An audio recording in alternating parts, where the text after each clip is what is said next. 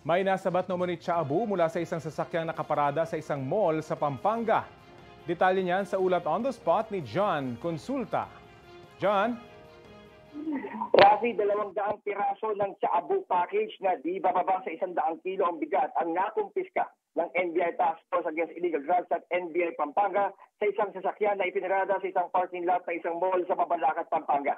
Ayon sa NBI, 6 na araw na ang nakakaraan nakiparada ang pulang sasakyan sa parking lot ng mall.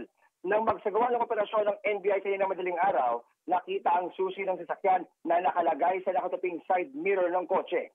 Ayon kay NBI Assistant Director Lito Magno, may nakita mga pangalan sa loob ng sasakyan at nakumpirmang ibinenta ito kamakailan.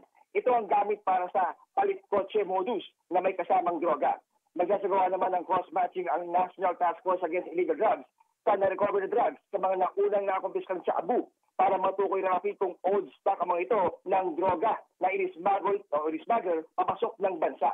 Ayon kay NBI Deputy Director Jojo Yap, nire-recover na rin ng NBI ang CCTV para matukoy ang pagkakakilanlan ng taong nagmamaneho sa sasakyang kargado ng kilo-kilong droga.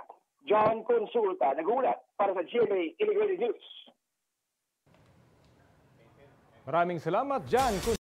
Kapuso, alamin ang maiinit na balita. Bisitahin at mag-subscribe sa GMA Integrated News sa YouTube. Sa mga kapuso abroad, samahan nyo kami sa GMA Pinoy TV at sa www.gmanews.tv.